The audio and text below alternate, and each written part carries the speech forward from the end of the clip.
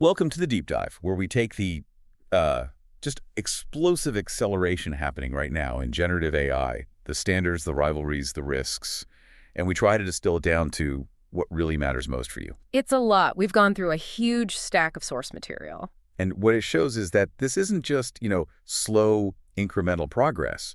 The entire field is making these simultaneous dramatic leaps in capability and deployment. It is an overwhelming moment, for sure. But our mission here is to cut through all that noise.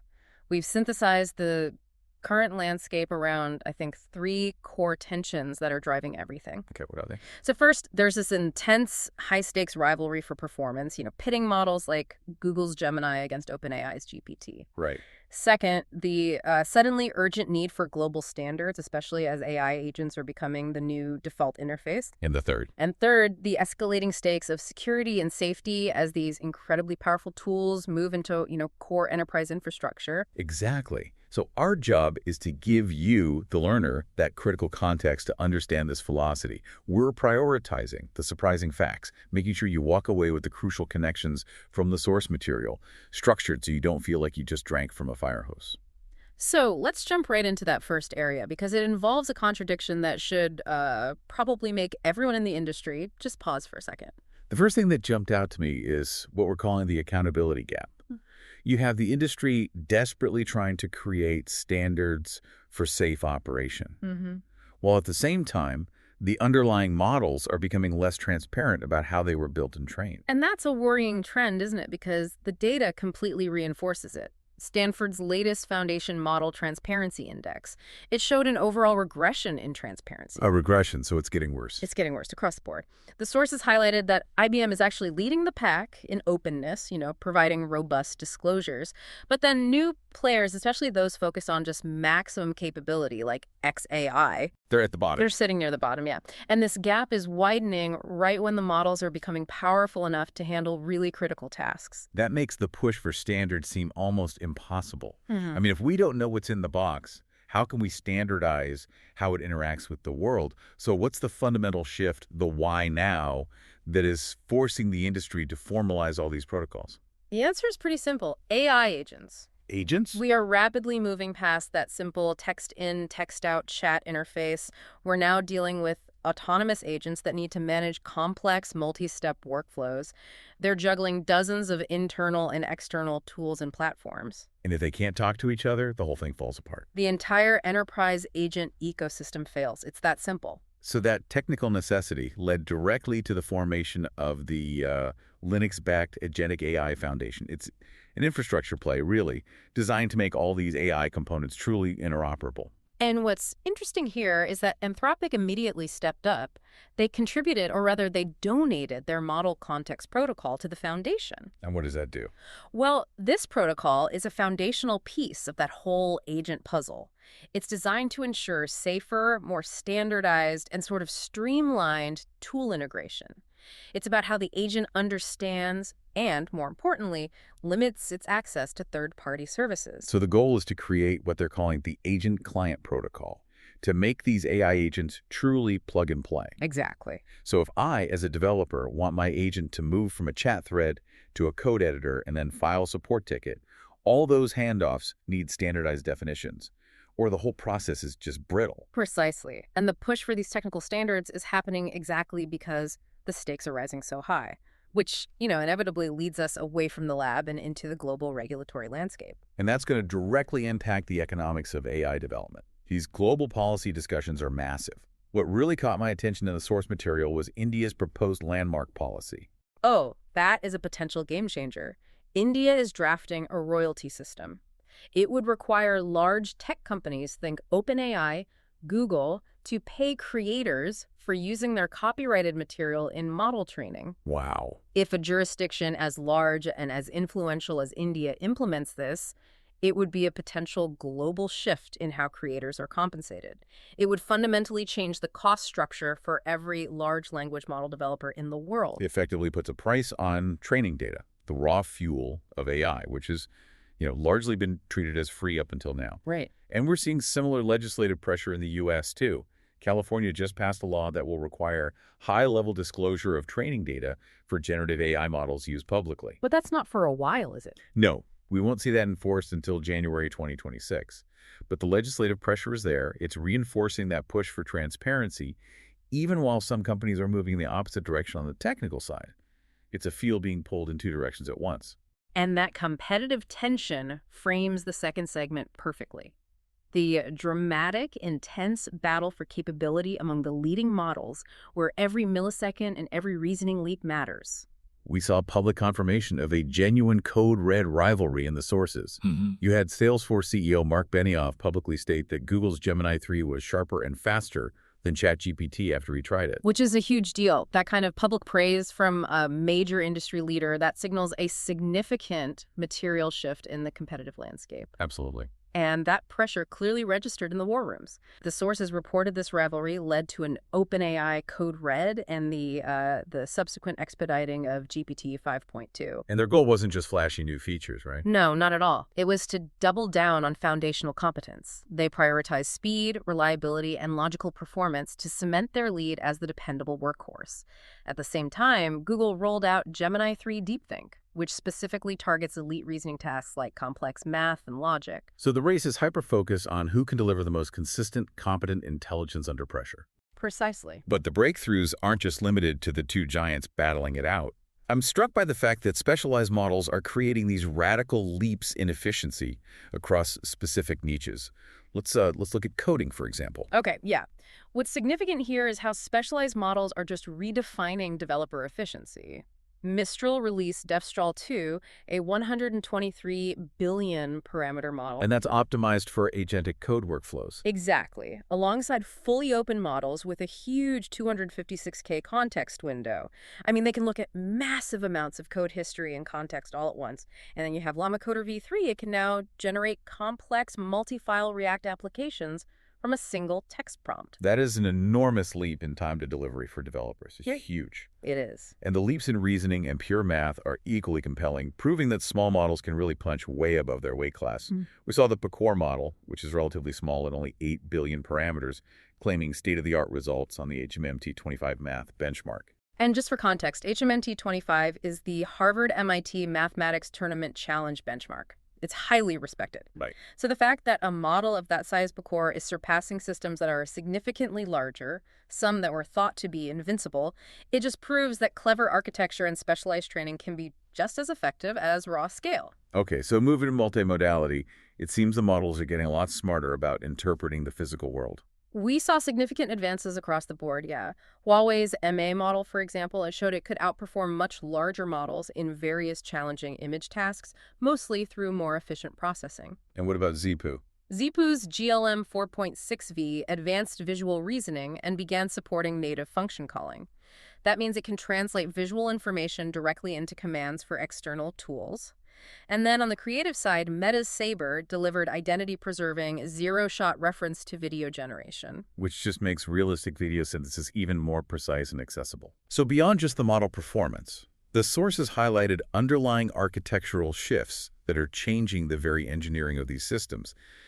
That should impact deployment costs pretty dramatically. Absolutely. The mixture of experts, or MOE architectures, are proving to be transformative. They showed speed gains of up to 3.5 times over traditional, dense, 123 billion parameter models under heavy load. And that's not just a technical win. No, it means these powerful systems are suddenly much cheaper and faster to run in production at scale, which is crucial for startups trying to compete with the giants. And Google's research continues to question the fundamental assumptions of model building itself.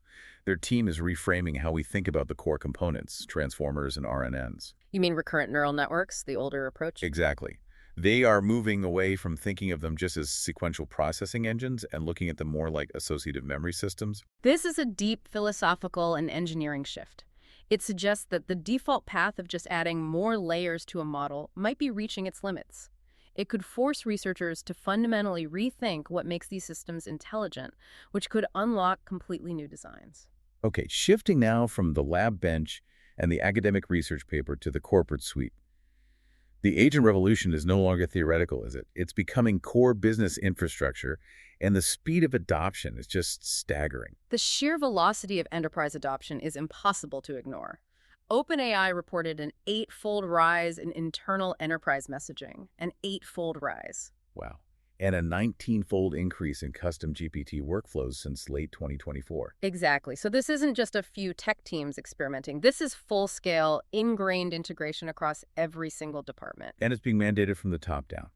We saw that Accenture and Anthropic are actively training 30,000 staff, specifically to scale Claude's deployment across global enterprises. That's ensuring massive capacity for rollout. And the return on investment is already clear. A recent Gemini AI survey noted that AI is saving employees over 2 hours a week on average, globally. I mean, when you scale that productivity gain, the business case becomes undeniable. And this high-level adoption extends into the most critical deployments imaginable, which really raises the stakes for reliability. The Pentagon, for instance, just launched its new GenAI.mil platform. Which is powered by Google's Gemini initially. Initially, yeah, with plans to integrate Anthropic and OpenAI solutions soon. Yeah, so that means advanced generative AI tools are being delivered to nearly 3 million military personnel, modernizing everything from intelligence gathering to operational efficiency. That level of critical deployment sets an extremely high bar for reliability and security. A non-negotiable bar. And speaking of reliability in the physical world, the sources pointed to Waymo setting a new high bar for embodied AI through its disciplined, large-scale autonomous driving deployment. It reinforces that idea that true success in the physical world requires extreme rigor and scalability. Exactly. Lessons that all future robotics and agent systems will have to follow. And this explosion of agent activity is moving beyond just internal corporate use, too. Projections indicate AI agents are set to power 1,000%, a 1,000% growth in customer interactions. 1,000%. Going from, 3.3 billion to over 34 billion by 2027, agents are rapidly becoming the primary face of customer service globally. So if agents are scaling globally and moving into critical infrastructure, what does this mean for you, the listener? What are the immediate practical tools coming out of this revolution that we can put to use today? That's the key question. My favorite example of immediate utility is iFix. It's FixBot. They launched a free AI chatbot for DIY device repairs. It can guide users through complex step-by-step troubleshooting. I could use that. Oh, me too. As someone who routinely ends up with 3 extra screws after a simple repair, I appreciate the simplicity of a conversational guide. Though, be warned, the sources suggest a paid, more restricted version is coming soon. Of course. So if you're a tinkerer, you should probably take advantage of the free offering quickly. Then you have the tools focused on making professional work just radically more efficient. Think of Paper 2 Slides. It automates converting complex research papers into polished slide decks. Saving hours for academics or analysts. Hours. And for engineering teams, Anthropic's Claude Code for Slack allows developers to automate programming tasks, collaborate on code reviews, and run tests without ever leaving their chat threads. And on the governance side, Anthropic's Interviewer tool crowdsources public perspectives on AI, which is a neat way to gather feedback on what users truly think and worry about with these systems. Helping to close that feedback loop. But as this massive deployment accelerates, the spotlight is now intensely focused on security and societal risk, which brings us to the most concerning findings in our source material. And we need to be clear here. The speed of adoption is creating some very serious vulnerabilities. That's a major understatement. We saw some significant red flags regarding security. One study found that 80% of enterprises caught AI agents breaking security rules. 80%. And this often happened when teams rushed the implementation phase. They granted the agents too much autonomy too quickly. It just underscores that the guardrails are falling behind the pace of deployment. This vulnerability is immediate and specific too. Nigeria's tech agency issued a public warning about serious prompt injection vulnerabilities found in OpenAI's GPT-4o and the upcoming GPT-5 models. So they're urging users and enterprises to update their software immediately and limit the use of risky features that can expose sensitive data. Exactly. And the sources show that these models are still dangerously easy to manipulate for harmful purposes. An Anti-Defamation League study found that a majority of open-source AI models can be tricked with simple, low-effort prompts into generating hate speech and anti-Semitic content. The ease with which those outputs are generated is sparking urgent calls for much stronger inherent safety guardrails, especially around publicly available models. This dichotomy between revolutionary good and profound risk It really plays out vividly in sensitive environments like healthcare and public safety. Absolutely. On the positive side, we saw the FDA approve AIM-NASH, the first AI tool of its kind for clinical trials for analyzing liver biopsies. AI models are also achieving over 97% accuracy in non-invasive brain tumor diagnosis using imaging data. And it's boosting IVF success rates. Right. But the sources rightly point out this raises new ethical questions about algorithmic influence on reproductive decisions. However, the risks in public safety are immediate and can cause widespread panic. The sources highlighted a terrible false alarm at a U.S. high school where an AI security system misidentified a common snack as a weapon. A snack as a weapon. Yes, this error caused genuine panic and a massive emergency response. And incidents like this are driving calls for much tougher oversight and mandatory independent bias audits before AI is deployed in policing or schools. You have to make sure the consequences of an error are fully accounted for before you grant that kind of autonomy. Precisely. And finally, we're seeing friction where AI intersects with consumers. Instacart's AI pricing algorithm was found to lead to wide cost disparities and confusion for the exact same grocery items. Damaging consumer trust. Right. And separately, in a high-profile move, OpenAI actually had to pause certain ChatGPT ads after significant user backlash. They chose to prioritize user experience over immediate monetization. Which tells you user experience is still paramount, even in this fierce competition. So what does this all mean for you, the learner? If we wrap up this deep dive, the three key takeaways are pretty clear. First, the velocity of AI acceleration is breathtaking, driven by a global high-stakes competition. Second, that massive push for standards from the Agentic AI Foundation to global policy is absolutely necessary to make these powerful agents useful and safe for the enterprise. And third, the security and ethical risks are not theoretical. They are immediate, and they are already impacting enterprises and public safety globally. This brings us right back to that crucial accountability gap we started with. If we look at the discussion section of the sources, we find a striking perspective being stressed by leaders like Jensen Huang. In a world where AI can automate complex coding, writing, even advanced reasoning, and where we know those systems have these massive transparency and prompt injection flaws, the future advantage lies not in building better machines, but in cultivating better human skill. So if the answer is always available, what is the new skill? The new skill, Huang stressed, is asking better questions. If AI is answering every technical, creative, or analytical challenge we can pose, your professional challenge shifts. It becomes about ensuring you are asking the right questions to begin with. Questions that challenge the model's assumptions. And scrutinize its hidden biases and rigorously test its security limitations. When the models themselves are less transparent and more vulnerable to simple tricks, the most valuable human skill is that critical intuition that challenges the answer and defines the problem. That is the new non-negotiable skill for the age of AI.